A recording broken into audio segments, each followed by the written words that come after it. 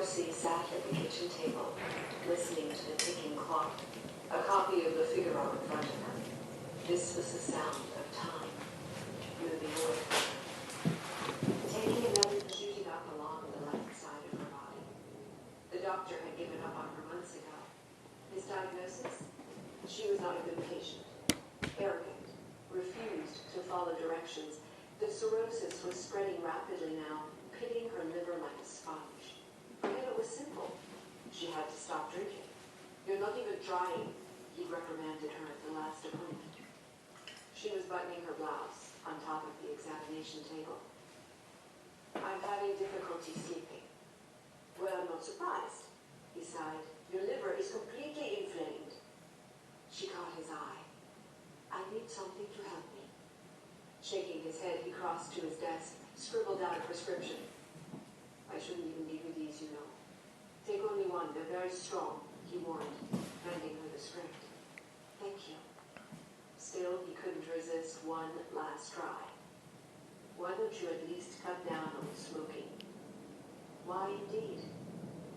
Exhaling, Eva stumped the Gitane cigarette out in the ashtray. They were common, too strong, unladylike. But that suited her. She could only taste strong flavors now. Cheap chocolate, coarse pâté, black coffee. What she ate didn't matter anyway. She had no appetite left. There was something naive, sweetly arrogant about the doctor's assumption that everyone wanted to live forever. Picking up a pen, she traced a ring of even circles along the border of the newspaper. There were still a few more details to be arranged. No, he's on his way. A diligent, rather aloof young man, and she left the box with the sour-faced concierge, Madame Assange, for safekeeping. But last night, when she couldn't sleep, another idea occurred to her. There was the passage from London to Paris. The idea of an airplane intrigued her. It was extravagant and unnecessary, but there were a few things a person should experience in life. Air travel was definitely one of them. She smiled to herself, imagining the approach to Paris, the miles of cold blue sea, and then the first sighting of the city. She winced. Pain again, knife stabs followed by numbness down the side of her body. She thought about the bottle of cognac. She didn't want to drink during the day. After 6 p.m. was her new rule. At least that's what she planned. But her hands were shaking now. Her stomach lurched. No. She would run a bath, dress, and go to 7:30 Mass at Église de la Madeleine. Of all the churches in Paris, this was her favorite. There, Mary Magdalene, that wayward, difficult daughter of the church, ascended regally into heaven on the arms of angels all day, every day. Mass was like grand opera, a magic show with the most expensive props in town. And faith? A sleight of hand trick, in which one was both the magician and the audience, the deceiver and the deceived. Still, who could resist a good magic trick? Folding over the paper, Eva pushed out her chair and stood up. She would wear her best navy suit, sit in a front pew with the faithful. Together they'd listen to the young priest, Father Paul, struggle to make sense of the scripture, try with all his considerable intellect to apply it to the present day. He didn't always succeed. He didn't know how to justify the inconsistencies, hadn't yet realized that they themselves were the mystery. Still, his mental adroitness pleased her, almost as much as it pleased him.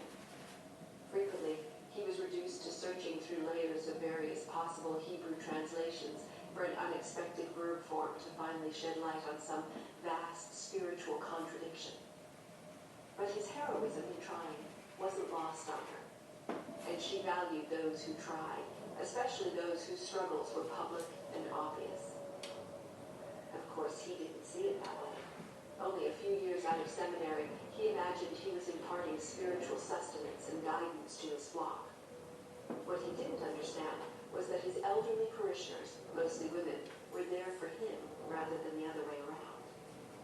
Father Paul was at the start of life. His glassy convictions needed protection. They waited patiently until he too succumbed to the unbearable unevenness of God's will, the sureness of his grace, the darkness of his mercy.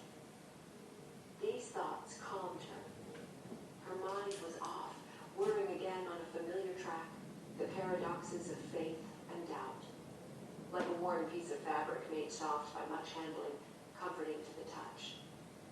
Mass, and then yes, the travel agent.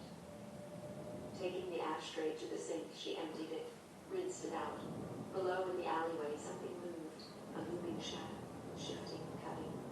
Black wings beating, wheeling as one until they filled the entire wall opposite, blotting out the pale rays of the winter sun. Suddenly, another memory took hold. A breathless, stumbling terror, the smell of green fields and damp woodland, and a massive flock of ravens wheeling across the open sky, wings glistening like ebony, beaks like razors, crying, shrieking. Eva grasped the counter, pressed her eyes closed. The ashtray dropped, clattering into the porcelain sink. It shattered. Damn! Eva peered warily out the window, her heart still pounding. The shadow was gone. A flock of common city pigeons, most likely. Picking up the pieces, she lined them up on the countertop. It was an old, inexpensive object, but it reminded her of another time when life was full of beginnings. The clock ticked loudly. She wavered only a moment. Reaching for a glass, Eva took down the bottle of cheap cognac and poured with unsteady hands, gulping it down. Instantly, the alcohol warmed her, radiating out through her limbs, taking the edge off. That doctor understood nothing. He didn't know what it was like to live between memory and regret, with nothing to numb it. Pouring another, Eva ran her finger over the rough edge of the broken porcelain. She would do it. Bathe. Wear her navy suit. Tilting her head back, she took another sword. It didn't matter anymore, the crack showed. London, spring, 1955. Grace Monroe woke up with a start, gasping for breath. She'd been running, stumbling over uneven ground, in a thick, dense forest, searching, calling out. But the harder she ran, more impenetrable the woodland became. Vines grew, twisting beneath her feet. Branches whipped against her face, arms, and legs. And there was the panicky feeling that time was running out. She was chasing someone or something, but it was always just ahead out of reach. Suddenly she lost her footing, tumbling head over heels into a deep, rocky ravine. Heart pounding in her chest, Grace took a moment, blinking in the dusky half-light, to realize that she was in her own bedroom, lying on top of her bed. It was a dream. Only a dream.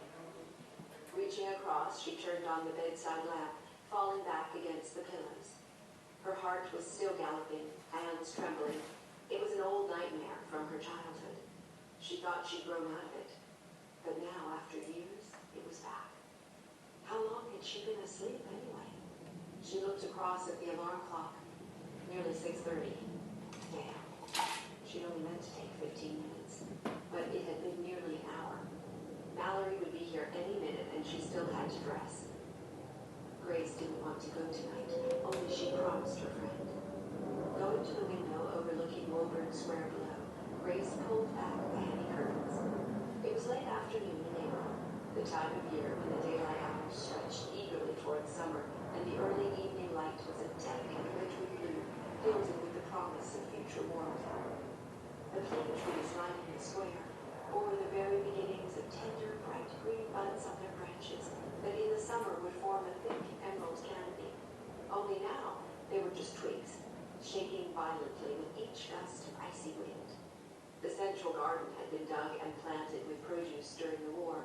Its railings had been melted down and had yet to be restored. The buildings that survived in the area were blackened by smoke and pitted from shrapnel. There was a sense of quickening in the air, the change of seasons, of hope tempered by the impending nightfall. Outside, the birds sang.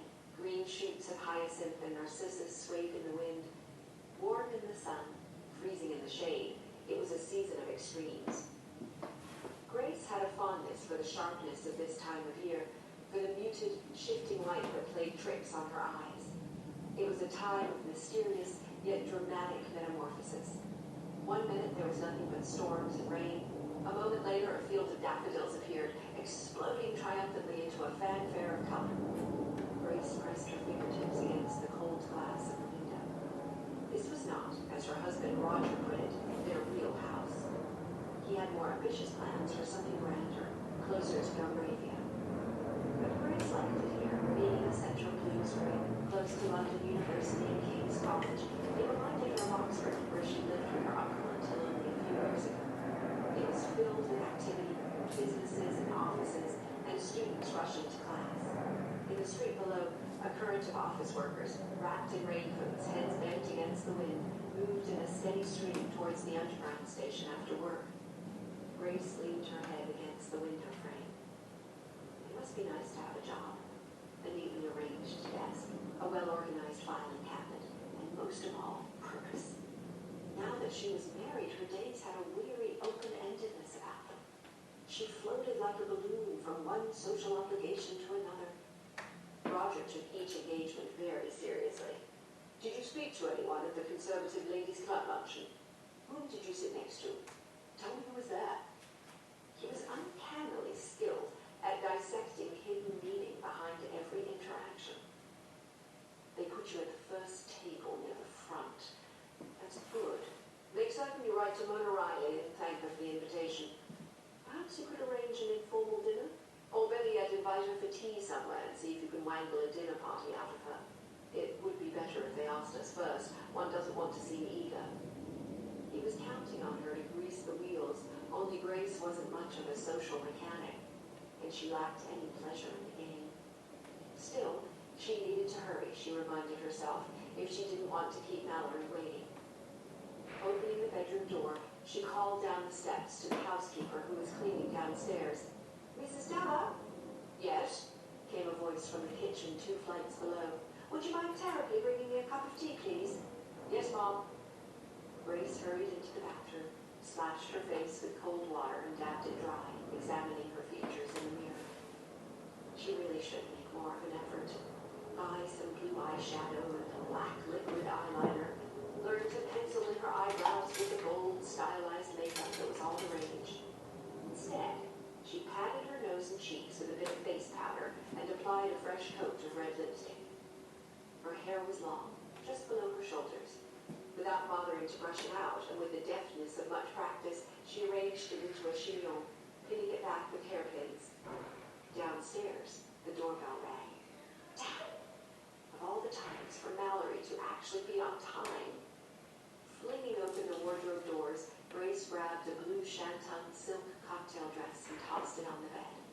She stepped out of her tweed skirt and pulled her blouse up over her head without undoing the buttons. The matching navy shoes.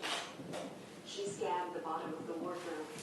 Bending down, she felt the heel of her stocking begin to ladder up the back of her calf. Unfastening her suspenders, she could hear Mrs. Deller answering the door.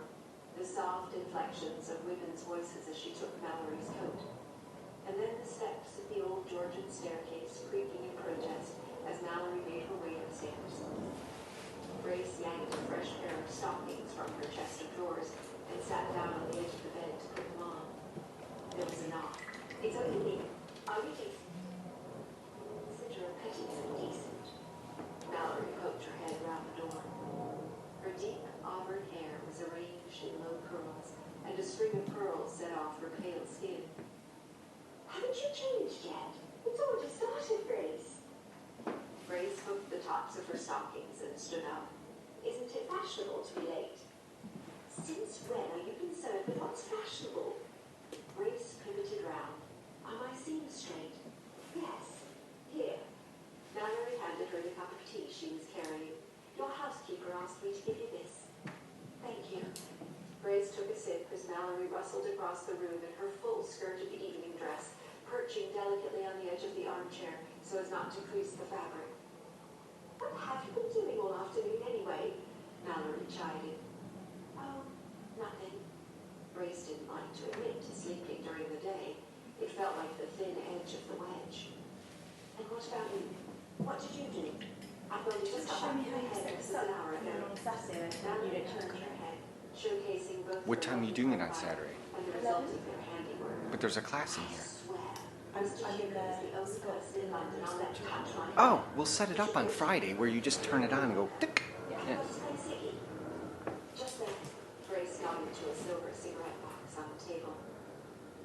another gulp of tea and put it down on the dresser. Mallory took one out. What are you wearing tonight? The blue taffeta? Old Faithful. Mallory smiled, shaking her head. We have to take you shopping, my dear. There are such beautiful things out at the moment. At 30, Mallory was only 3 years older than Grace, but already established on the London social scene as one of the fashionable young women. Married to Grace's cousin, Geoffrey, she tried to take Grace under her wing. However, Grace proved frustratingly immune to her instruction. You don't like this dress? Grace asked. Mallory shrugged. It's perfectly fine. Grace held it up again. What's wrong with it? It's just, oh, I don't know. You know what Vanessa's like. Everything's always cutting edge, up to the minute. The very latest look of 1956. Which is remarkable because it's only 1955 now. That's exactly what I mean. She's ahead of her time. Yes, but I don't have to compete with Vanessa, do I? We can't all be trendsetters. That woman has far too much time on her hands and far too much money. Perhaps, but nobody wants to miss one of her parties, do they? You need to start entertaining properly too.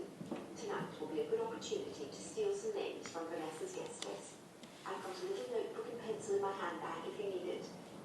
Oh, God. Grace shuddered. I can't bear the thought of it. Honestly, Mallory rolled her eyes. What did you do up in Oxford for entertainment anyway? My uncle is a don. We had people round for cauliflower cheese and played bridge. How ghastly! Mallory laughed.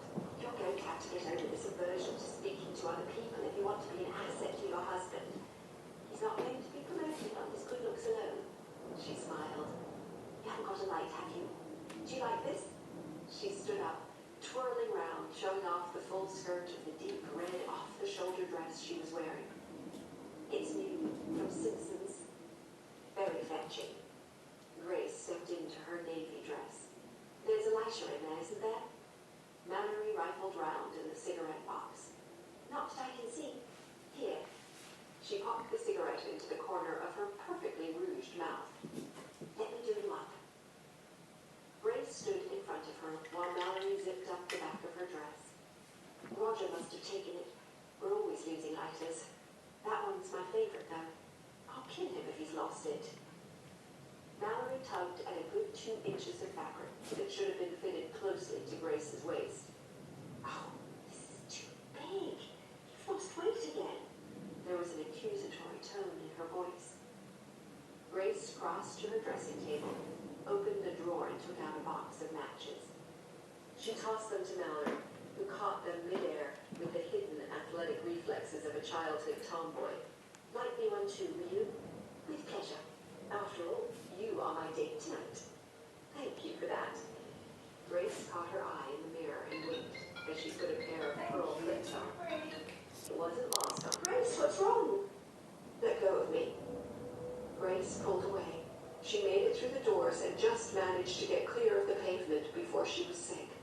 Good God, what's all this? A case of nerves. Mallory dug around in her evening bag and handed her a handkerchief.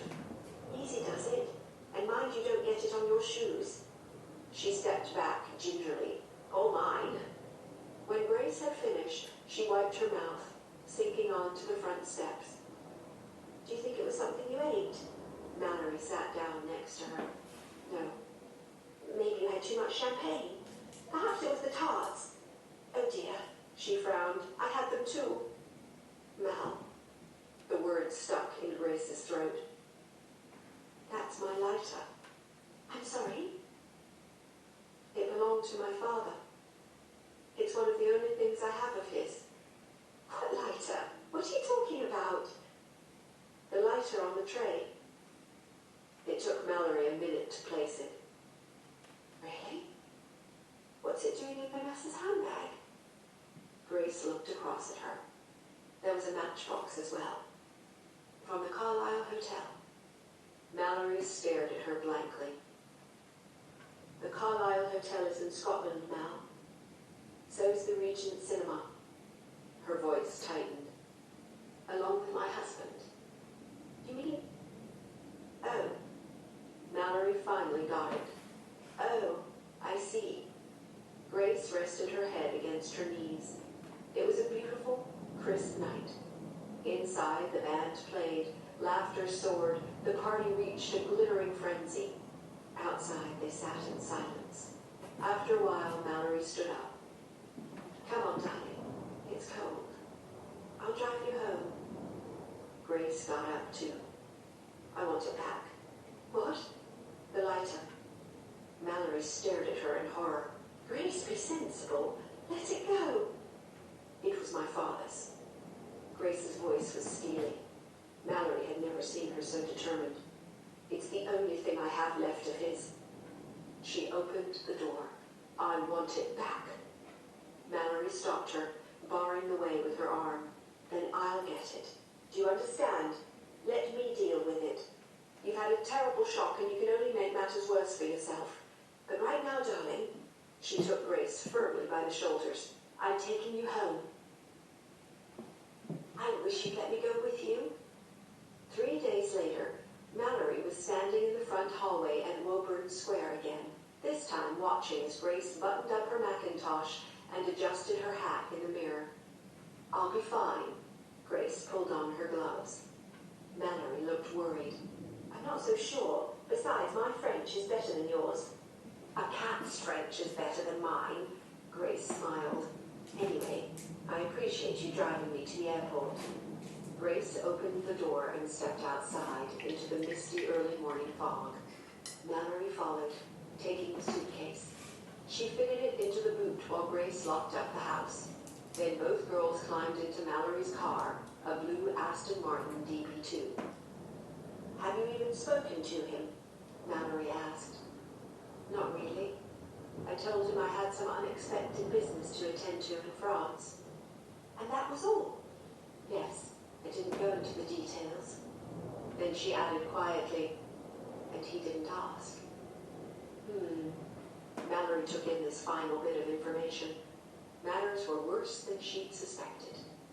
She started the engine. I didn't like you going on your own. Lurching into traffic, she pulled out directly in front of a slow-moving milk float. It's all so sudden. And, well, you've had a dreadful shock. Tell me again what they said when you rang the lawyers in Paris. Grace sighed. They'd already been over this half a dozen times. I spoke to a man named Tissot. I told him I thought there must be a mistake, that they clearly sent the letter to the wrong person. But he was insistent. He said he was certain the information was correct, and that I should examine the will and see for myself. And that's it. That's it. Perhaps he didn't understand you. No, he understood. His English was quite good. Grace shifted. By the way, she tried to sound casual. Were you able to get it? It's in my handbag. Do you mind? Go ahead. Grace opened Mallory's handbag and took out the mother-of-pearl lighter. She wanted not to ask the question, but couldn't help herself. What did Vanessa say when you asked for it back? Mallory concentrated on the road. Nothing.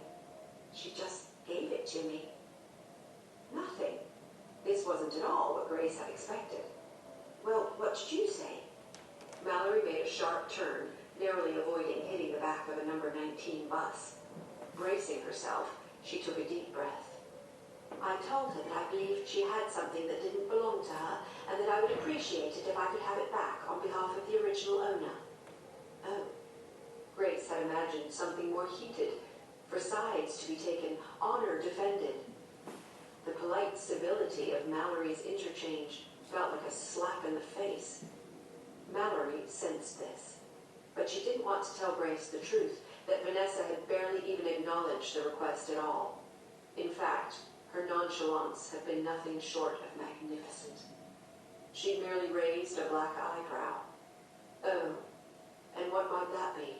She'd asked coolly. It was Mallory who'd been embarrassed, unable to meet her gaze. A lighter, she'd mumbled, with mother of pearl on it. Vanessa had obligingly searched through her handbag, handing the lighter over with an easy, open smile. One hardly knows where one picks these things up. That was it. No guilty looks, no pretend surprise. If anything, Mallory was the one left feeling apologetic for taking up her time. It only struck her later that Vanessa didn't bother to ask to whom the lighter belonged. She didn't have to. Still, Grace's disappointment hit a nerve. Mallory knew she'd been unable to rise to the occasion, and to her shame, part of her had even been secretly impressed with Vanessa's subtle blend of poise and audacity. "What did you want me to say?" Mallory's voice was brittle. Grace looked out of the window. "I don't know." She was being unfair to Mallory. She got the lighter back after all. Grace slipped it into the pocket of her coat, where she often kept it within easy reach. It had already begun to wear a hole in the silk lining. "It was bloody awkward, I can tell you. We were at the Royal Horticultural Society's spring luncheon," Mallory added, as if that made her efforts more heroic. "Do me a favor. Light me a cigarette, will you?" Grace lit two. They smoked for a while. Mallory turned on the radio, moving from one station to the next, then turned it off again. The tension remained. Soon she reverted to her favorite subject. "So, what are you going to do about Roger anyway?" "I don't know." "Bloody fool." Mallory exhaled. It was easier to talk about his failings than hers. They were, after all, so glaring. Men are so stupid. You just want to strangle them. Grace said nothing. What was he thinking of? She was building up momentum now. Or was he thinking at all? I doubt it. How could he do this to you? Grace turned the lighter over and over again in her pocket, feeling the reassuring weight of it in her hand. "It's not entirely his fault, I suppose," she said quietly. "Not his fault?" Mallory turned to look at her. "What on earth are you talking about?" Grace paused, shifted uneasily. "There are other factors, Mal. Things you don't know about." "What factors? You can't possibly be defending him." "I'm not. Not really. It sounds like you are. It's just... Well, the thing is..." Grace stopped. She longed to confide in someone, and sitting here side by side with Mallory in the car, felt safe. She wouldn't have to look directly at her. She could just say it. "Our marriage has been difficult for some time." Mallory looked at her. "What are you talking about?" Grace avoided her gaze. "The truth is, I'm something of a disappointment to Roger." "A disappointment?" Mallory felt her temper soar. "He's the one who's a disappointment. Why, there was a time when you could do no wrong. He used to worship you." Mallory's use of the past tense stung Grace's ears. "Used to." She took another drag for courage. "I became pregnant, Mal, when we were first married." "What? You never told me." "I didn't tell anyone. The truth is, I got pregnant before the wedding." "Oh." She blinked at Grace in surprise, as if seeing her for the first time. She didn't seem the type. So controlled and naive. "And then I lost it," Grace added numbly. "Why didn't you ever tell me? I could have helped you." "Because it was over before it had really begun. 4 months in, I woke up in terrible pain. There was blood everywhere. It was a dreadful night." "I'm so sorry, darling. But you know," Mallory added gently, "that's not uncommon with the first try. Sometimes it takes a few goes before you last full term." "Yes, but there won't be any more tries," Grace said quietly. "There was an infection. It scarred me. I can't have children." "Are you sure?" "Yes." "But have you been to see a doctor?" Mallory pressed. "I've been to see 3. There was silence. Grace rolled down the window. She wanted fresh air on her face. "Sometime afterwards," she went on, "Roger took me out to dinner. He booked the same restaurant he proposed in.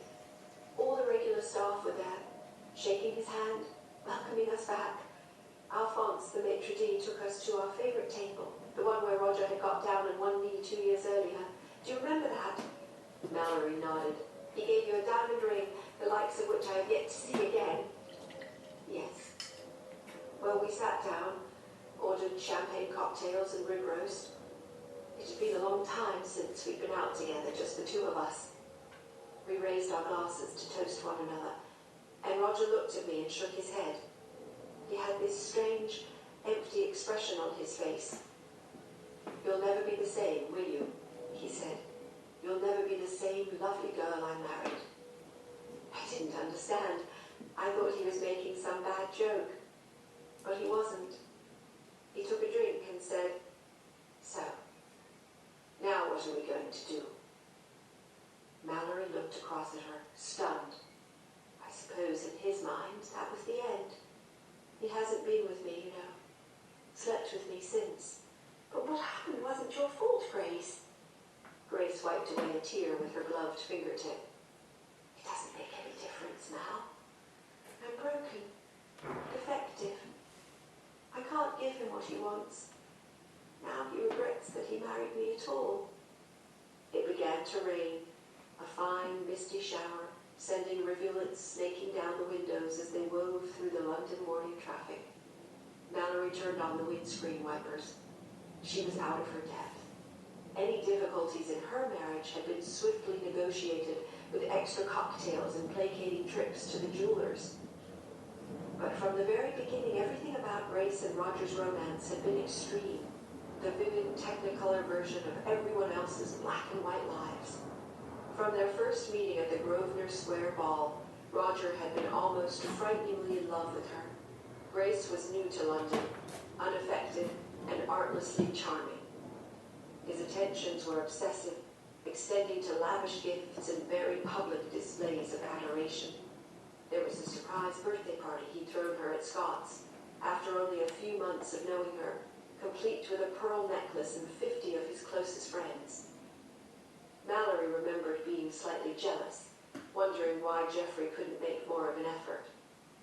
And Grace had been dazzled. By the time their engagement was announced, it was already a foregone conclusion. It struck her as strange that such violent affections could be reduced to utter indifference. Mallory tried to keep her voice light and calm, as if she were talking to a child or an invalid. Perhaps it's just a stage. Maybe he simply needs to adjust, get used to the idea. I think he has adjusted now, and he's apparently doing very well without me. Grace's confidences appeared to have cost her. She leaned her head against the window. "I have dreams," she said after a while. "Nightmares. I'm running in a wood, looking for something or someone. But no matter how fast I run, I cannot find it. Sometimes I think it's just ahead of me and then it disappears again. Then I start to fall into some black, hideous abyss, and I wake up. I used to have them all the time when I was a child, and now I only have them when something's wrong. Terribly wrong." She looked across at Mallory. "I had that dream again the night of the party." "Grace, it's hopeless now." Grace sighed, cutting her off before she could continue. She wasn't in the mood to be placated. "I used to think it would get better, that over time he would see me again the way he used to. But the opposite is true. It's only become worse." She stared blankly out of the window, at the grey fog settling in thick, filmy layers across Hyde Park. "I suppose it was only a matter of time before something happened." Mallory didn't know what to say. She thought about the leaflet for the Secretarial College in Oxford. How Grace had been searching for a purpose, a way to be useful.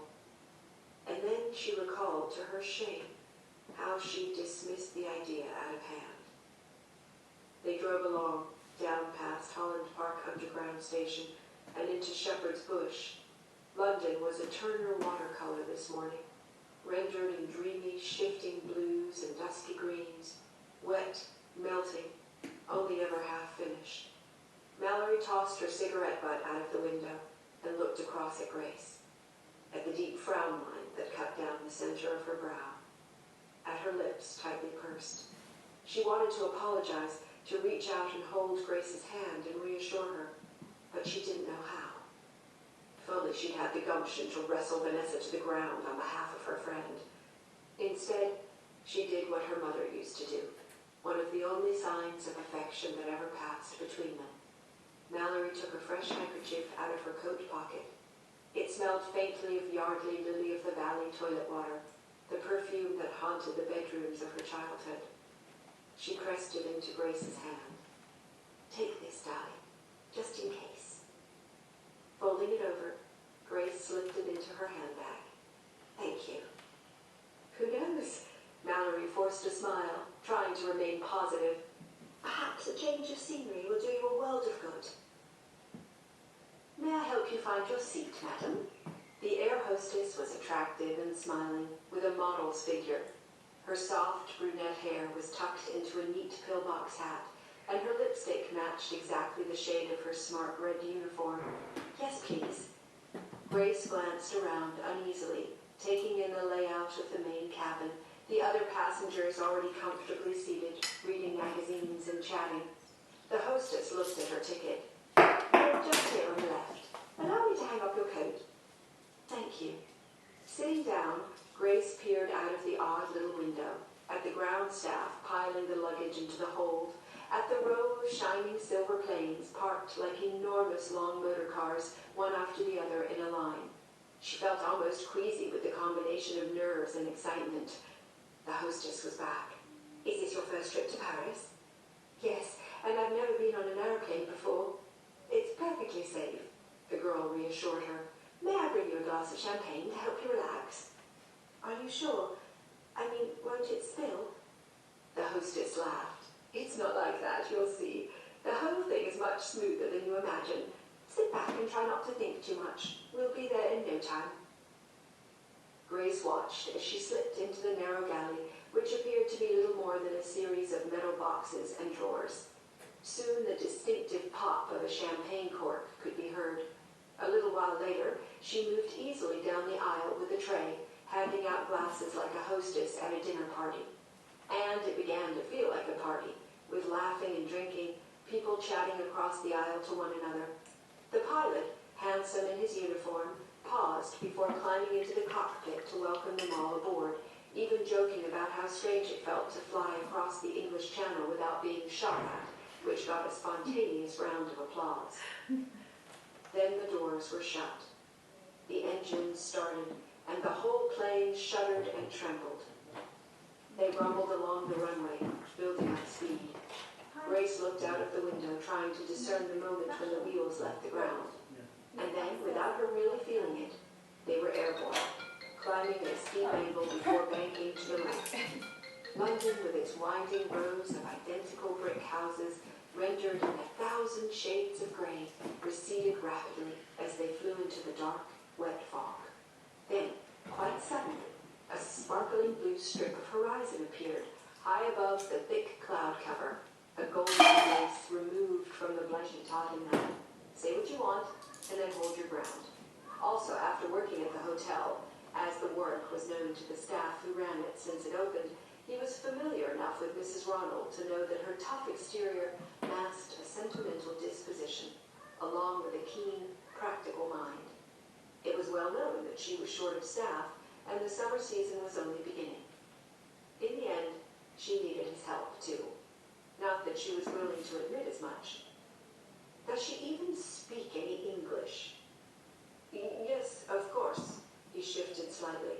"You see, my wife has taken a job with a family in Westchester. There is nowhere else for her to go."